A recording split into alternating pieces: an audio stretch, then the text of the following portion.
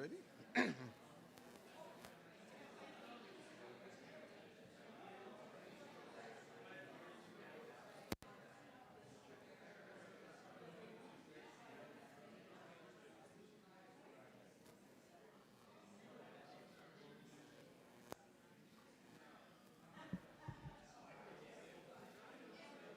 Well, good evening, everyone. If we've not met yet, my name is Edwin Aponte. I have the honor to serve as the Dean of the Theological School here at Drew University. And it is indeed my great pleasure to welcome you to Drew University, to the Theological School, as we gather for this Transdisciplinary Theological Colloquium. I had to practice that because I saw you saying just TTC, right? To say it out loud. As we engage a theme that is as timely as it is ancient, apocalypse, now and when. Apocalypse often is reduced to end-of-the-world stories, catastrophic headlines, or dystopian films or streaming series. Some of you in this room watch those things, right? Yeah, we know what we're talking about when we watch it, right? Yet the root of apocalypsis is not destruction, but unveiling.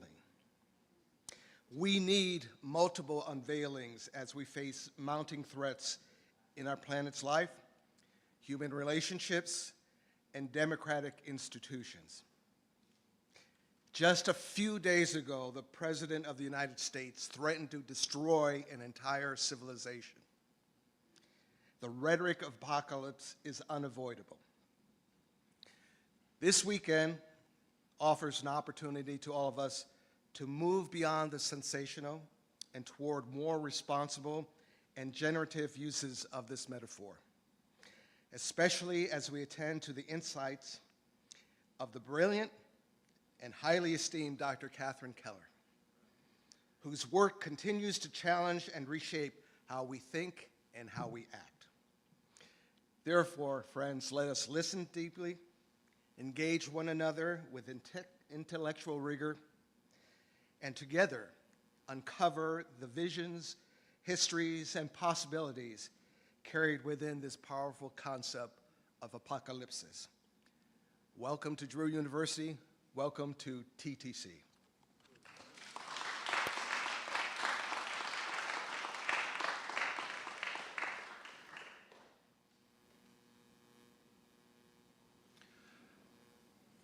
Hello, Drew. I am Robert Paul Seasongood, Rob.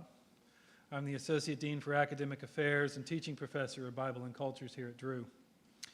I need to open with some thank yous, some tremendous thank yous to Nancy Keats and Beth Babcock, who've managed a lot of the logistics and got a lot of our scholars all here safely. I think all are in except two.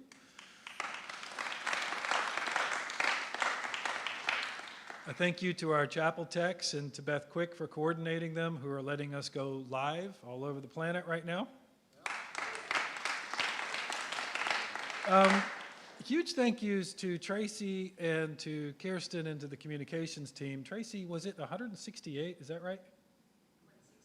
163 registered attendees at this event from all across the planet, both online and in the room. So in the room, it's full. Online, hi. We're thrilled with this reception and with this output.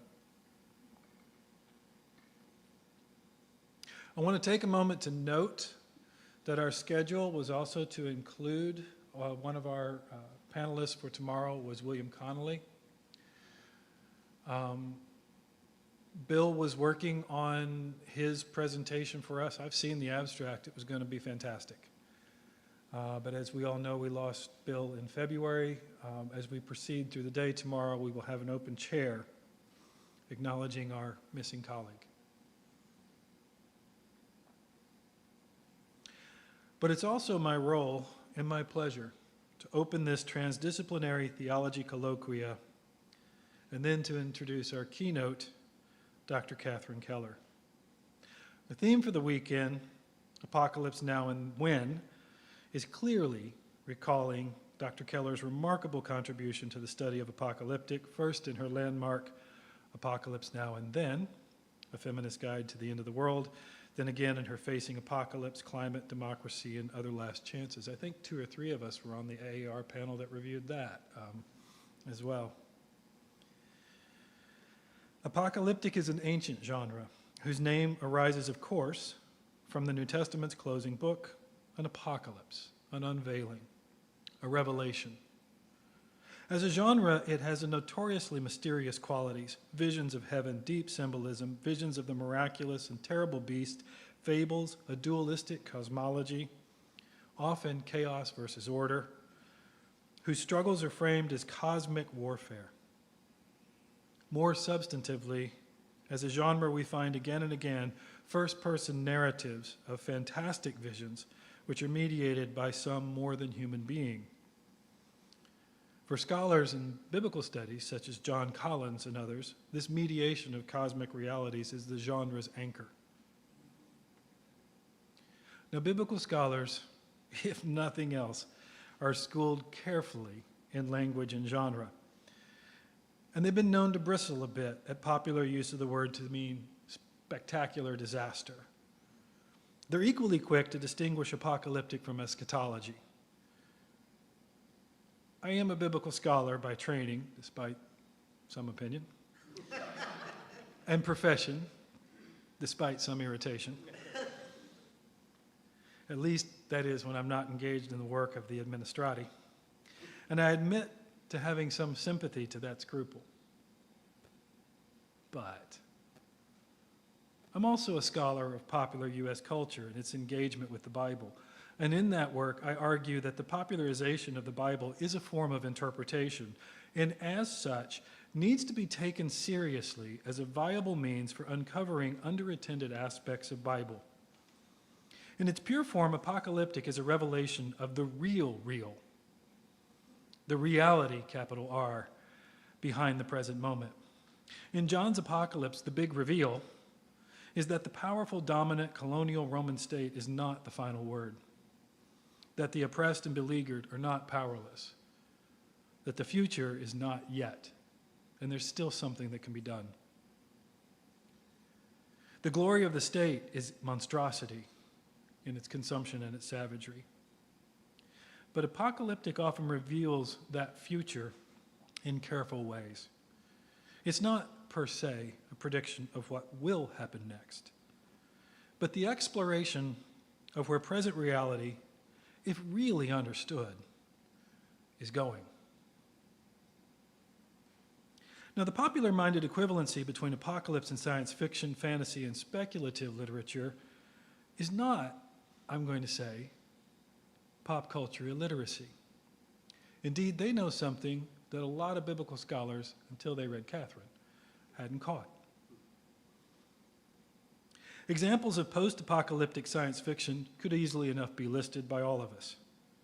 Stories of worlds destroyed by war, nuclear or otherwise, radical overconsumption, disease, social decline, division.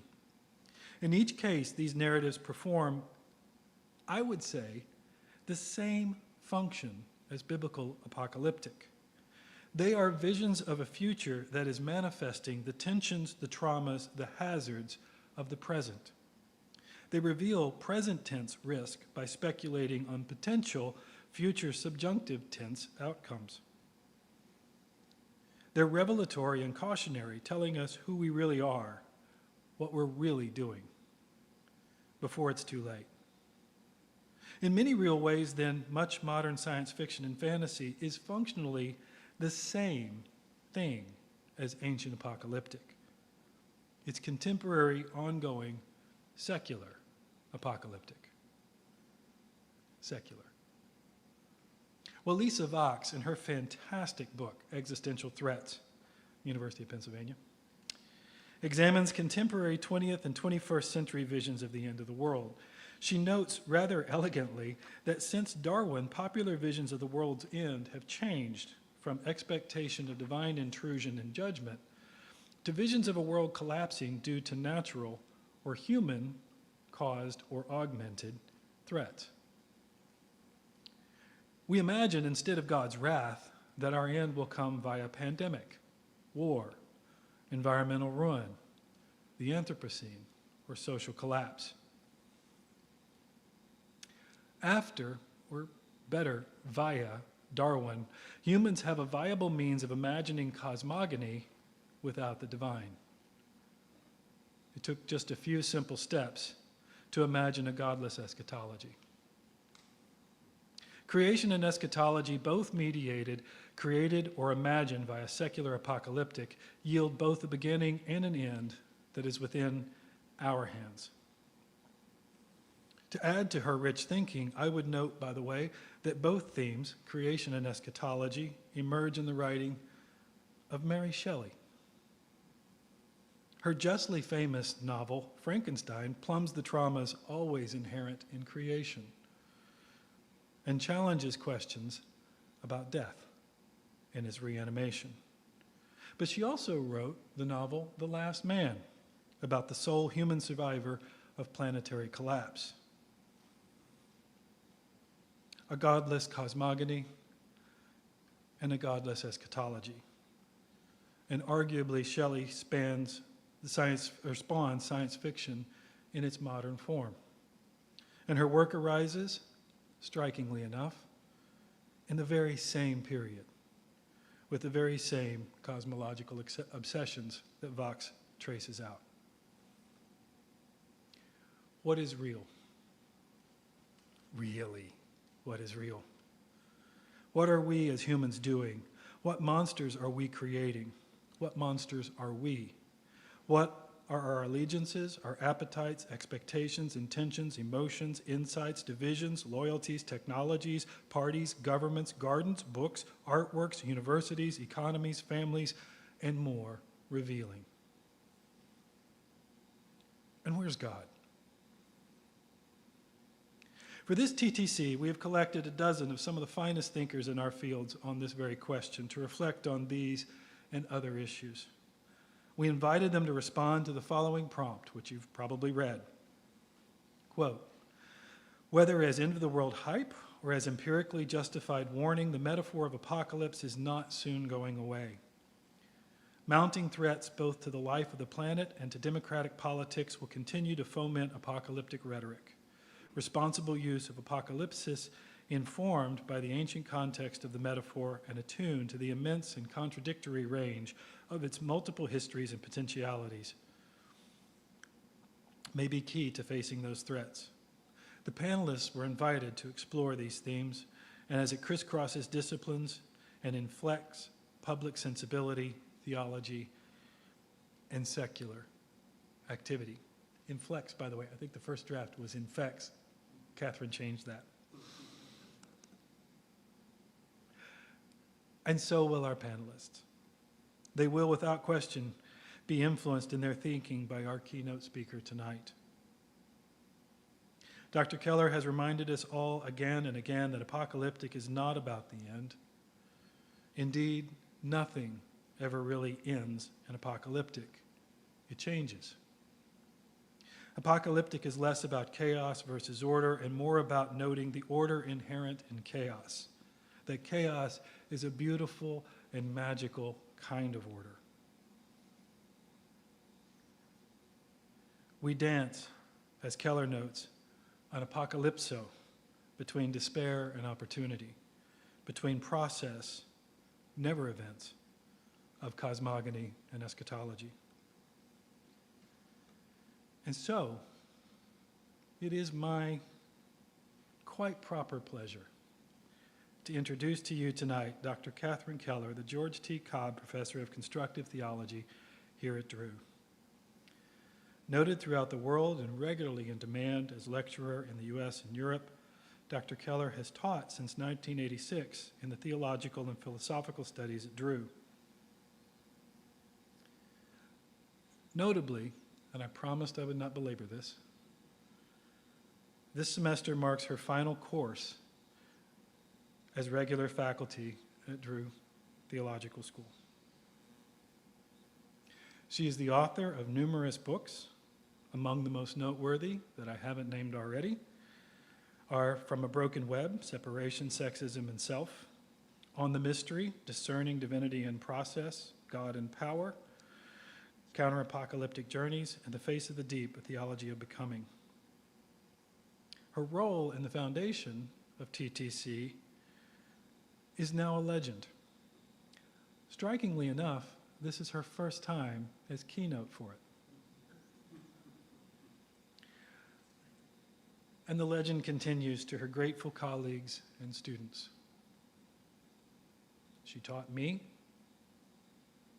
she mentored me, she's been my colleague, and is now my co-conspirator. And my friend. She has quite simply shaped a generation of thinking on these questions and so many more. And so it is my absolute pleasure tonight to hear her and her remarks. Dr. Keller.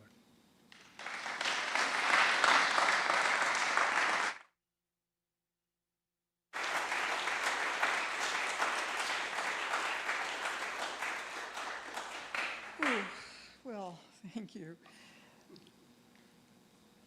Actually, I might rather just sit down and have you speak some more. Probably all enjoy that, but I will do this. And I will be audible, apparently. Okay.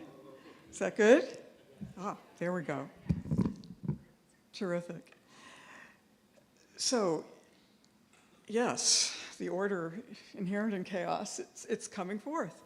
So, deep thanks to Dean Seasongood, Rob, especially at this moment for his beautiful planning of this whole conference event, and I won't begin to thank him for his collegiality and leadership for so many years, maybe decades now. And thanks to MJD, also for her very interesting and crucial involvement in the planning and in the topic, and of course to Dean Aponte for supporting this event, and to those 9 amazing papers that we heard from students earlier today, and to each of you, for joining in this conversation this evening, and oh, you all out there around the world, glad you're here. In however many dimensions, or in the flesh. So, apocalypse now and when?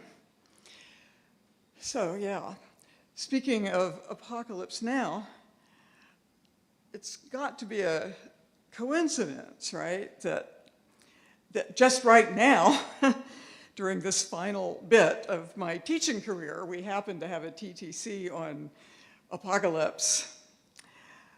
It probably does serve me right. I did put apocalypse in the titles of 2 different books. Though I am no biblical scholar, the book of Revelation did haunt me. And I still have not settled my ambivalence about John's apocalypse, which brings me right to its first chapter, where we meet a very strong symbol of ambivalence. I'm thinking of the double-edged sword protruding from the mouth of the one like a son of man. In its textual context, the sword emanating from the mouth of that dark-skinned, white-haired figure suggests a truly cutting tongue.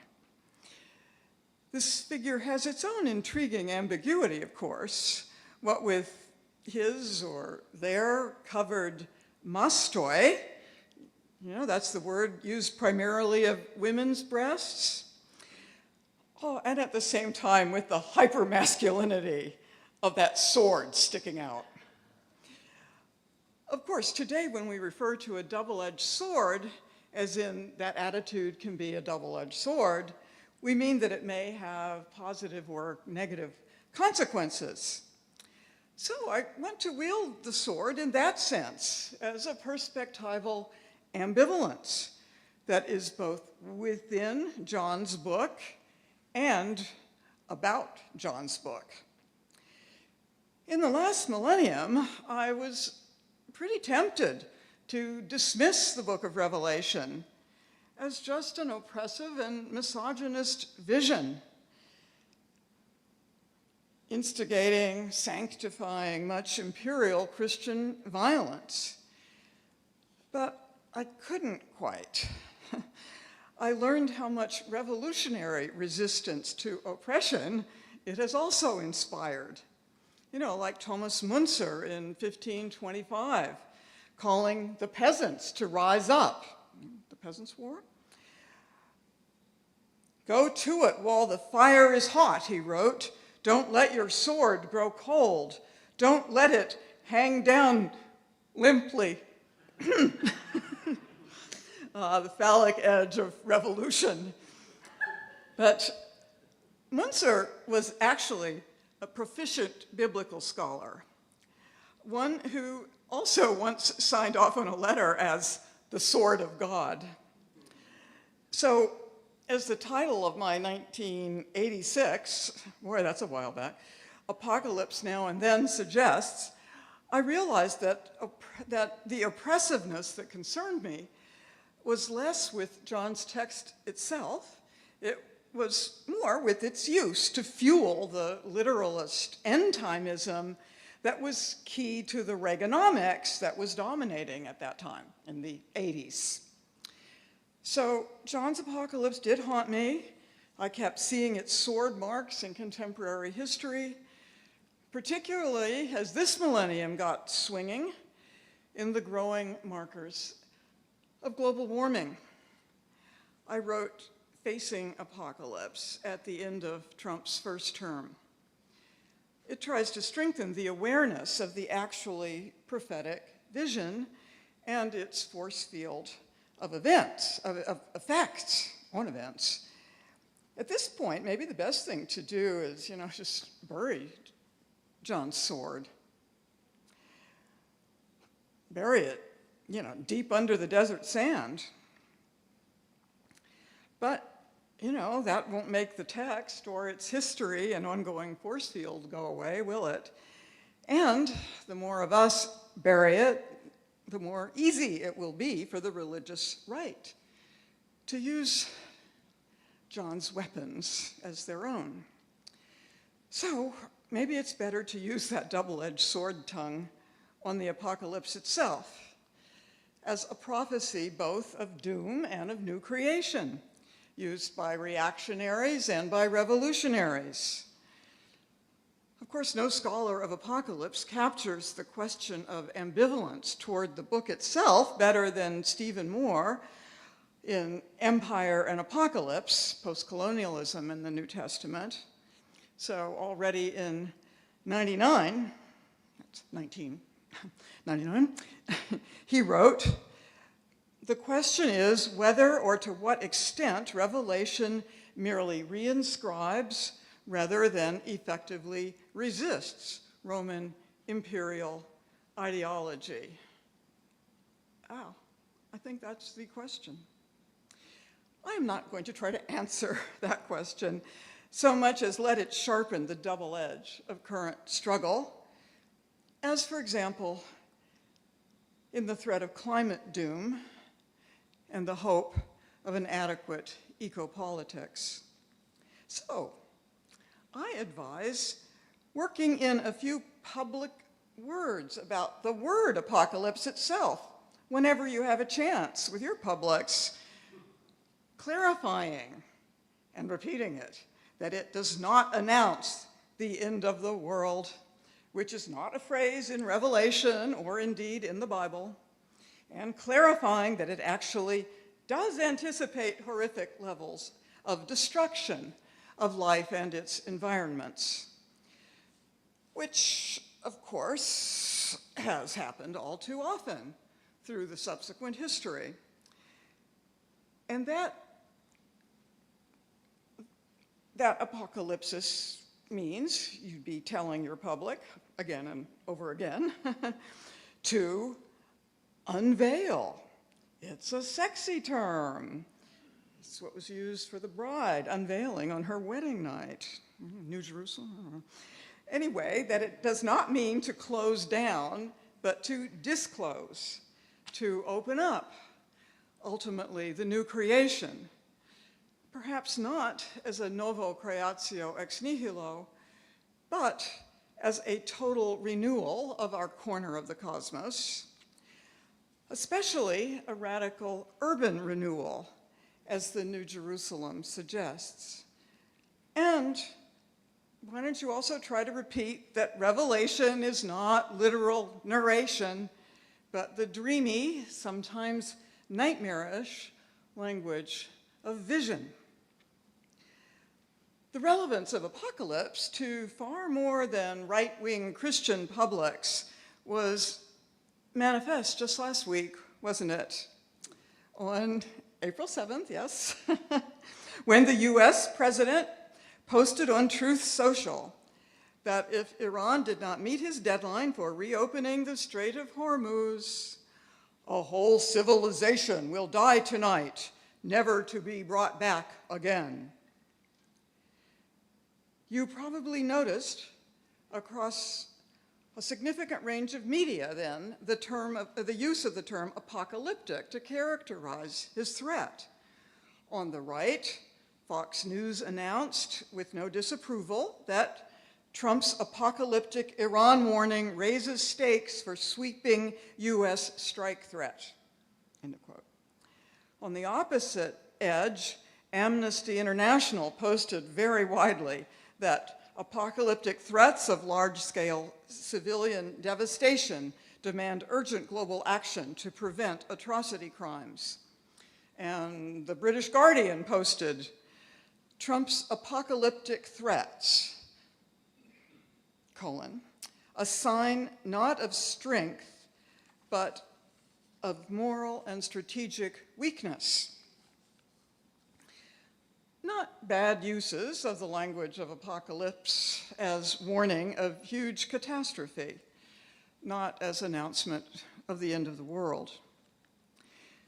As the war goes on, maybe it's not irrelevant to think a little bit about just which whole civilization Trump names as the enemy.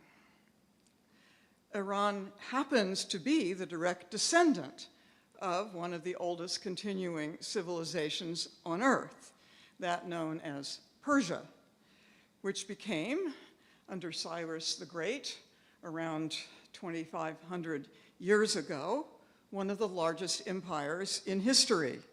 I'm not saying that Donald knew any of this. But the backstory is theologically interesting. In Isaiah 44, God says of Cyrus, "He is my shepherd, and he shall carry out all my purposes. And of Jerusalem, it shall be rebuilt." And it is actually that proto-Iranian Cyrus who freed the Jews from the Babylonians. Babylon. So that brings us to Revelation 17 and the garish scene of the royally clad woman sitting pretty on the many-headed and multi-horned scarlet beast full of blasphemous names. An eidolon to be worshipped. And speaking of idolatry, it's really hard, isn't it, not to think of Trump's AI depiction of himself this week as Jesus. But no, I'm not a literalist. I'm not saying John was predicting this president's blasphemy. John pairs the beast with the figure named Babylon the Great, and John depicts her copulating with the kings of the earth, who are all drunk on the wine of her fornication. That great orgy is John's vision of the whole civilization of his day. He gives his readers a voyeuristic look at a cosmopolitan frenzy of copulation, which reads, as many scholars agree, as the relationship between the beast of Roman imperial power and the Babylon of an already global economy, the economy of Rome. She is such an apt figure for what later took on a capitalist body that, sorry, I cannot resist repeating the biblical language of great whore with its doubtless misogyny. But the alternative city, the New Jerusalem, will be just as much a woman. Anyway, I am now at this point a little less inhibited by my last century feminism. So the sex trafficking language, read in its old context, does rather well capture the commodification of everything, even the body of the commodifier, right? So I can't stop myself from reading that passage as a prophecy of the beast of global superpower in bed with the Babylon of global capitalism, with all of its manipulative allure. But no, really, I do not mean that John of Patmos was predicting, say, the relationship between Donald Trump and Elon Musk. No, no. John was not predicting particular individuals or facts. I'm not a left-wing fundamentalist. Prophecy is not prediction. He was envisioning a systemic pattern of political and economic superpower already enfleshed in Roman imperialism, and therefore formative of future forms of global civilization, and likely to repeat itself until, well, some sort of doomsday, until the system collapses around its own contradictions. That is, until the beast of superpower consumes the Babylon of super wealth, which is all laid waste. That's not a bad phrase for the waste of the present system. Our student Shin-Young Lee's dissertation on theogarbology, just a few days ago defended, analyzes the vast ecological waste of capitalism, and he names our period the apocalypsine. It's useful. So, as environmental regulations are being undone daily, it is hard not to think of the all-consuming Great Babylon. So, yeah, apocalypse in the meantime, as in apocalypse when? How much time do we have with all this consumption going on to rein in the excess methane and carbon dioxide it's producing in the atmosphere, to stop the plastic waste filling the oceans, before that dreary phrase, too late, defines our collective future? It's in chapter 8 that John's eco-prophecy begins to blast, as the first of 7 angels blows the trumpet of devastation. I said trumpet, not Trump. Then we hear hail and fire mixed with blood were hurled to the earth, and 1/3 of the earth was burnt up. So it does seem dreamily to foretell climate chaos, toxicity, and heat. And then I must read here in the Drew forest that, 8/7, 1/3 of the trees were burnt up. So, you know, it is a little bit creepy that current science, tree science, seems to confirm the old prophecy. 1/3 of the trees, 1/3 of the planet's forests have in fact been burnt down in this century and in areas where they are unlikely to grow back. The deforestation is mostly economically driven, as are less directly the fires due to climate change. Notice the double-edged sword. Trees draw down excess carbon dioxide and store it, and so mitigate global warming, but at the same time, climate change intensifies the burning of the forests, which releases carbon dioxide. So here the sword is looking more like an axe. Weirdly, John's 1/3 keeps echoing, not in apocalyptic numerology, but such data is forests cover 1/3, this is from the United Nations Tree Council, forests cover 1/3 of the Earth's land surface and are crucial to, yeah, you got it, almost 1/3 of humanity, a little over 25%. But that's surely a coincidence, all those thirds. As is no doubt the second blast, where a great mountain burning with fire was thrown into the sea. Right, so John certainly did not foresee the fact that the great glaciers are melting into the sea due to global warming.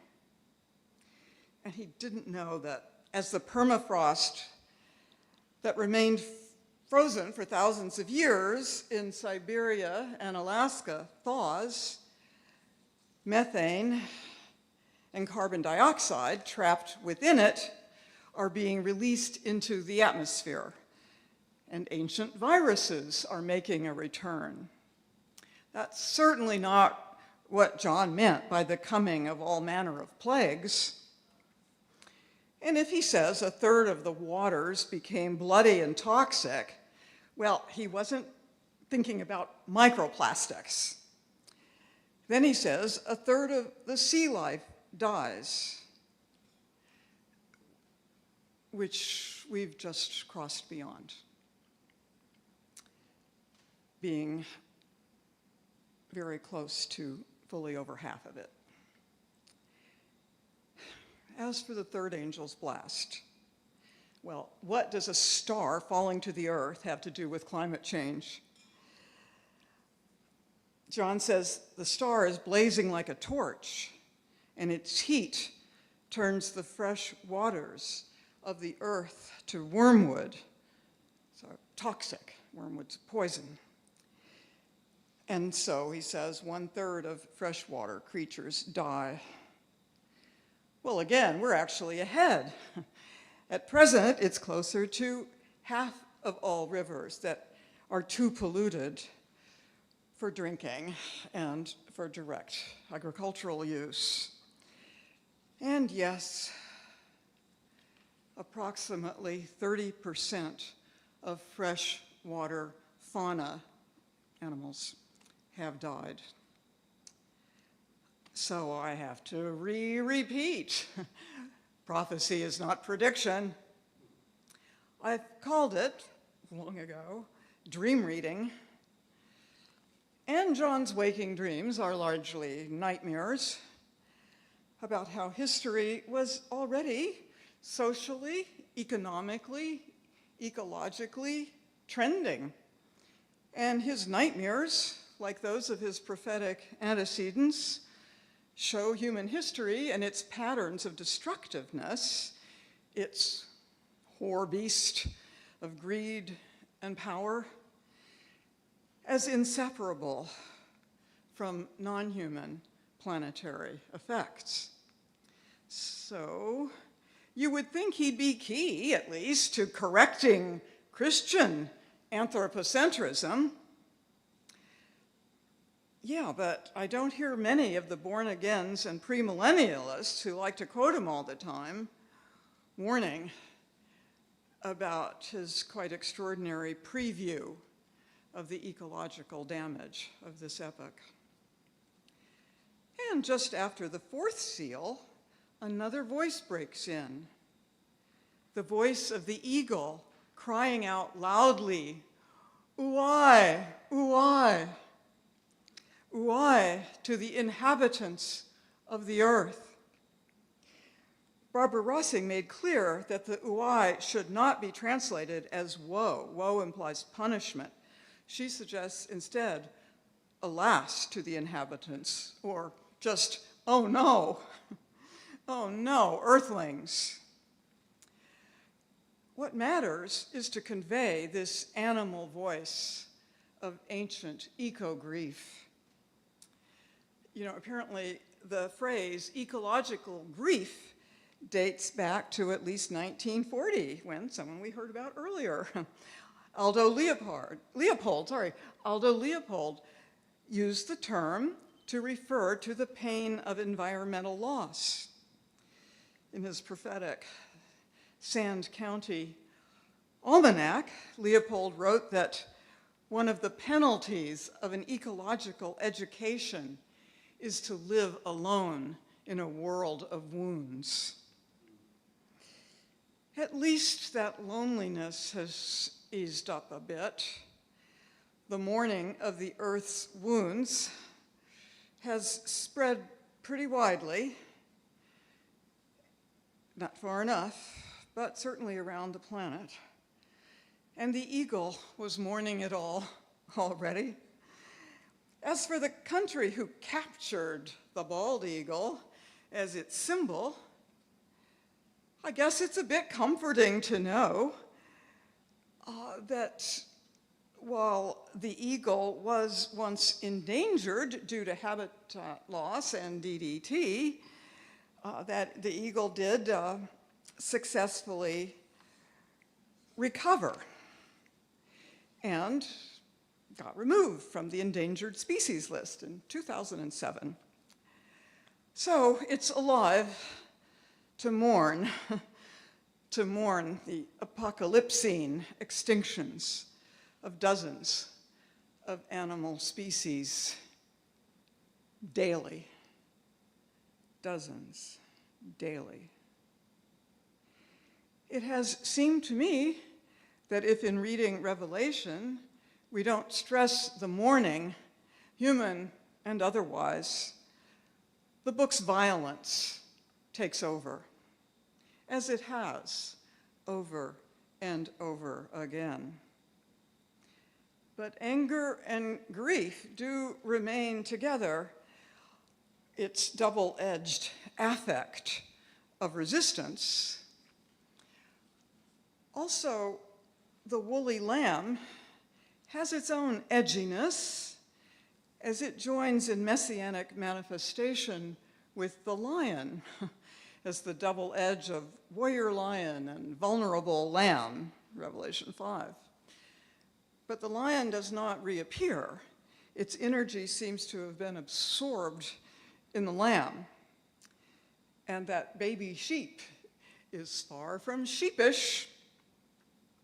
So it is able to channel rage away from violence. The violence that hands beastly power just the excuse it needs to stamp out resistance. As in, for instance, the power deployed by ICE, looking at every hint of violence as an excuse. So, the MLK disciplines of nonviolence do remain crucial as strategic counterpower. And surely MLK, who was neither violent nor sheepish, is the major US manifestation of that messianic lamb. But beyond mourning and wrath, doesn't the struggle, if it is to continue, need the nourishment of hope? Otherwise, what's the point? Let's eat, drink, and be merry. I'll have a sip. Maybe after. For tomorrow comes the end. Well, yeah, it might. Or else we struggle toward a future in which things get better and might get worse before they get better. But is even that kind of better guaranteed? Well, that's another point of crucial public clarification, isn't it? Hope is different from certainty. I think of Joseph Winter's book, Hope Draped in Black. And he's combining in his meditation reflection on mourning and racial blackness. Hope draped in black.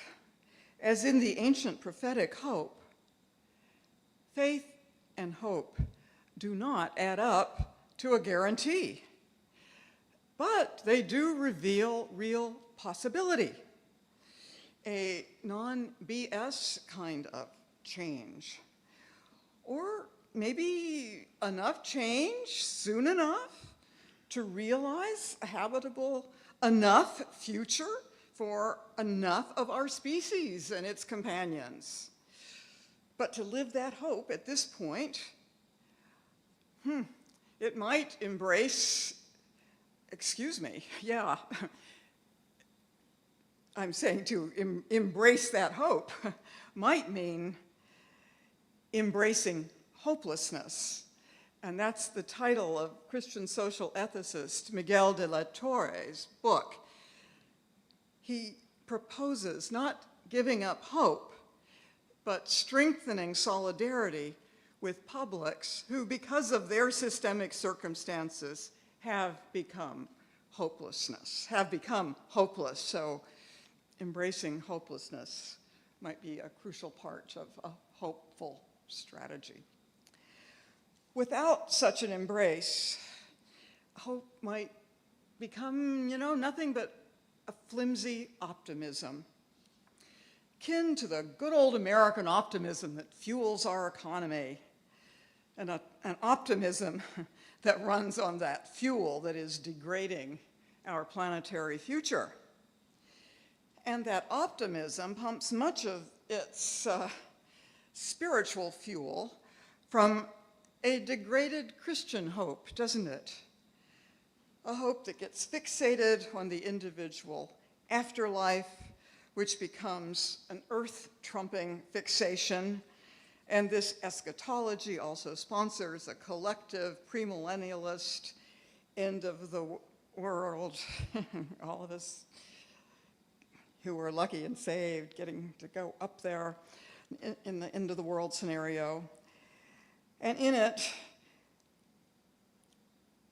every major catastrophe in this kind of hope is useful as a sign that the Lord is coming again soon.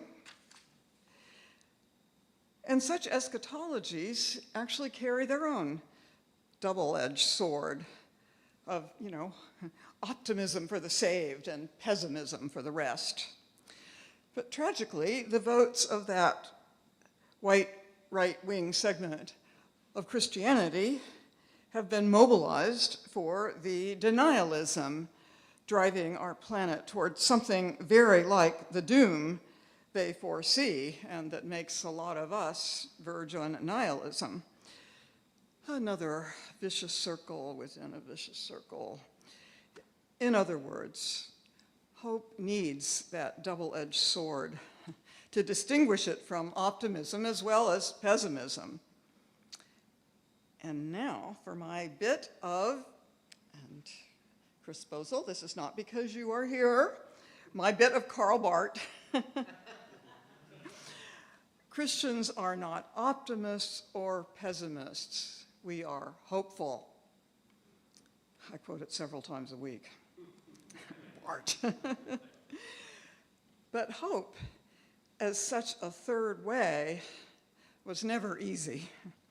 As Revelation 1:9 addresses it, to you who share in Jesus the persecution and the kingdom and the patient endurance.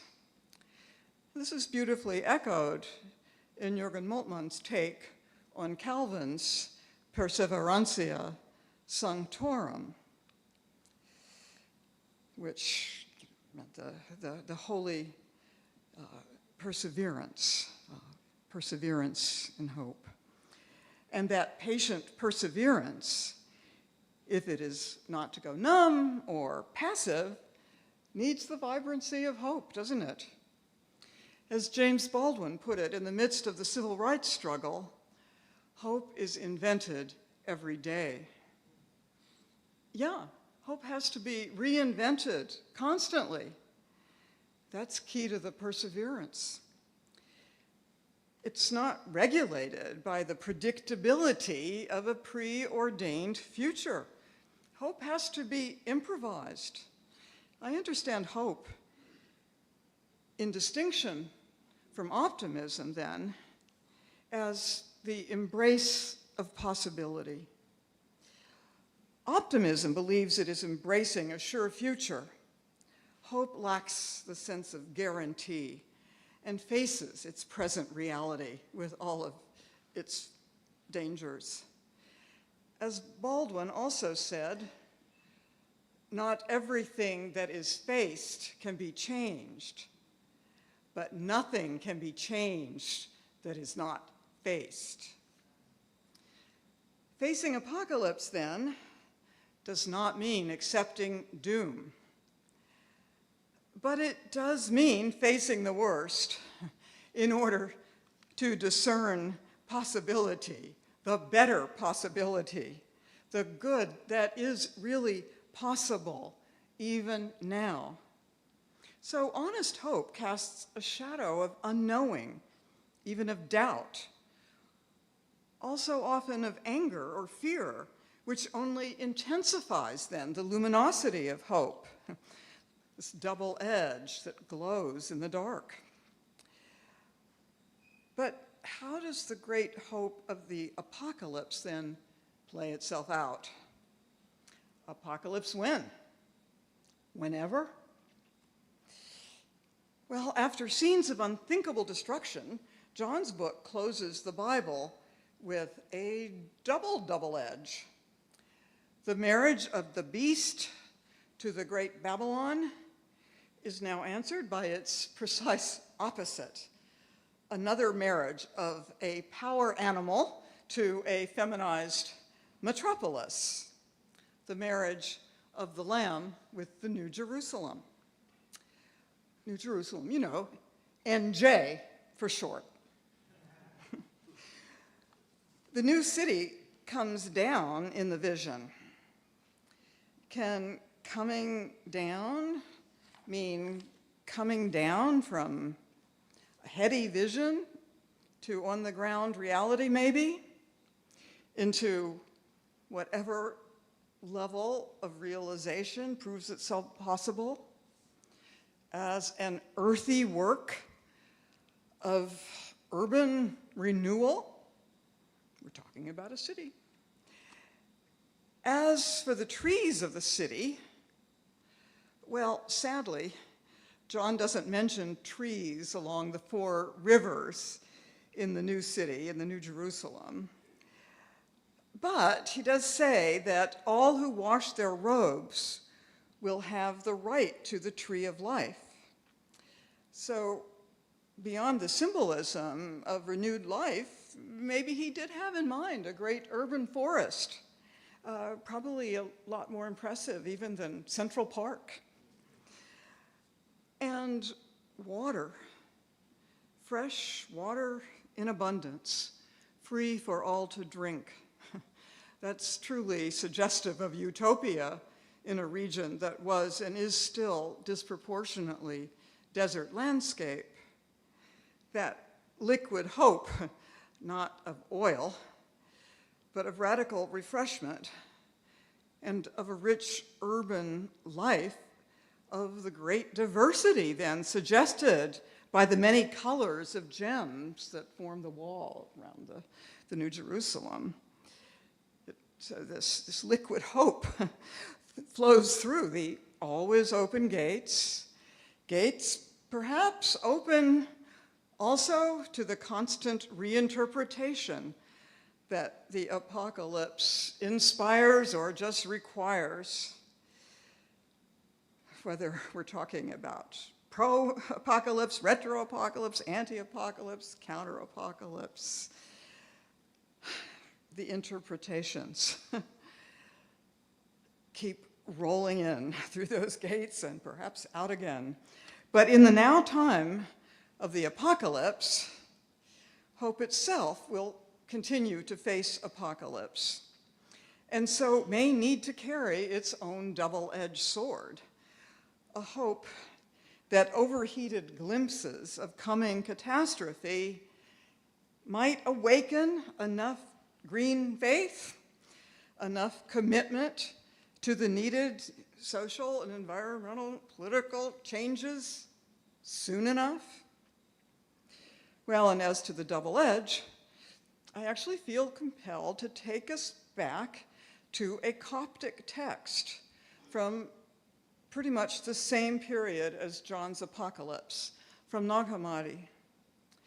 With its set of female doubles, it unfolds a stunning conjunctio oppositorum, coincidence of opposites. And I hope it offers here and now some almost closing relief from those revelatory but patriarchal binaries like the Great Horror and the Virgin Jerusalem, and from the phallic sword tongue and all the destruction surrounding it and us. The text is called Thunder Perfect Mind. I'm just going to read a tiny bit of it. It reads like this. For I am the first one and the last, the honored one and the scorned one. I am the whore and the holy one, the mother and the daughter. I am she whose wedding is great, and I have not taken a husband. I am the voice whose sound is manifold, and the word whose appearance is multiple. Let me add just a bit to that multiply double-edged female messianism. I am the pessimistic and the optimistic one, the wounded and the healing one, the edgy and the peaceful one, the one in city and in wilderness, the one who thirsts and also offers the waters. Well, so TTC friends, as the temperatures and the seas continue to rise, as the beastly intoxication pours its life-trumping toxicity into the fresh waters of earth and spirit, John gets almost the last word when he writes, "Let everyone who wishes take the water of life as gift." So I am hoping that in the manifold voices of this colloquium in the forest, we drink deep of each other's visions. I think it's been happening all through the afternoon today. Not uncritically, not expecting final answers, not in closure, but in disclosure, helping each other to embrace possibility, sometimes improbable possibility, perseverantia sanctorum. And maybe, without even knowing it, we offer each other and so many others, so many publics whom you address, sips of that water now and whenever. Thank you.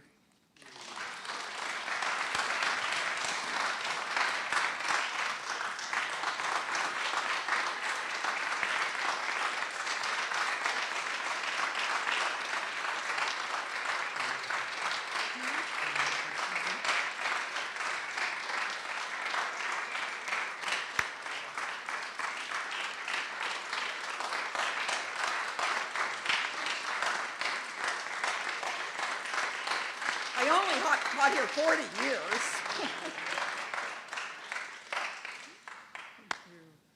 Thank you. I'm very moved. We are going to have a full weekend for questions and conversation, but we have a little bit, Catherine's agreed, if they have some comment, question, or response that someone would like to have this evening, we have probably a few minutes for a few. We have microphones in the back. If you can indicate, if you have a thought, question, idea. John, here in the front. So, Catherine, marvelous as always. Thank you, John. But I'm struck, especially as I listen to your lecture, that the literalists are so non-literal. Because the most obvious and plain reading of these texts is the burning of the forest. You don't have to do anything metaphorical. Straight up 1/3, 1/3, 1/3.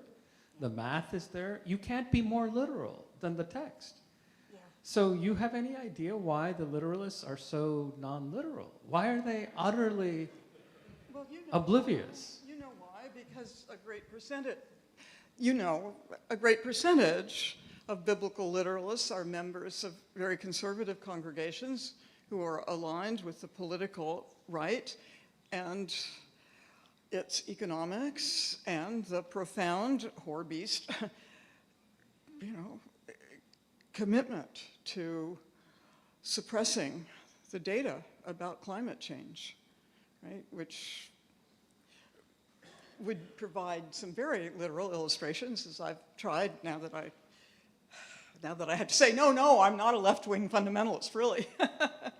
But I do see some interesting metaphors of resonance there that can be useful maybe when addressing people who are a little bit tugged by some of the literalism. It's good to have our own literalities that connect to that ancient metaphors. So I think the lack of the connection to climate change is just so obviously political / economic that it remains easier. And I don't think that the other ways that one can interpret John kind of literally are nearly as evident. It's that one. Yeah. It is winning some converts along the, but they're already ones who are in the middle.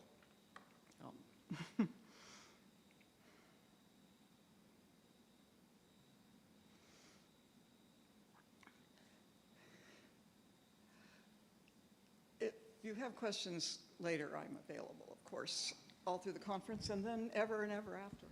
Actually, it's just a comment, Catherine. Thank you. It's just a comment to build on that point, is because the Roman Empire was also devastating environmentally on the Mediterranean region. That's really Right. important. So a couple of things. I mean, we just actually talked about it in class, or mentioned it in class this past week. Trajan's inaugural games killed 9,000 animals per day. So the rise of this spectacle.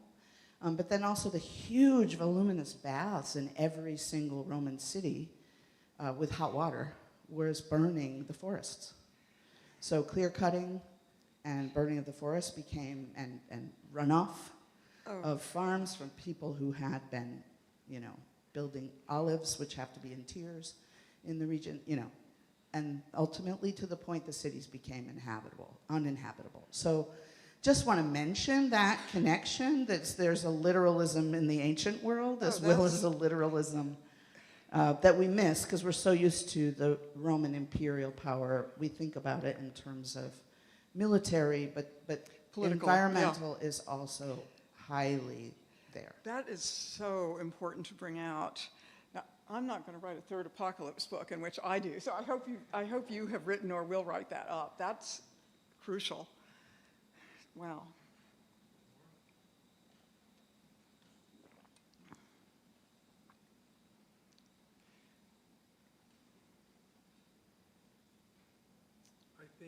I like the silence. It won't last long. We're going to have a full day tomorrow of conversation and engagement. Folks, we're just getting started.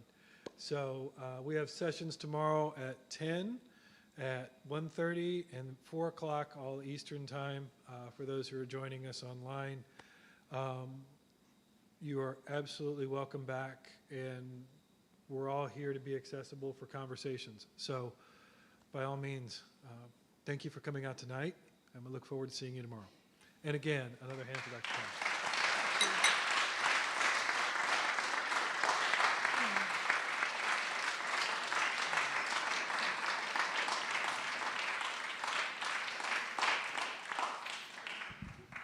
Sorry to do a PS, but if you decided that it's the first night, you're going to burn hard, you're going to burn bright, GDRSA, we're having an after party tonight till about 11, so we got drinks, we got food.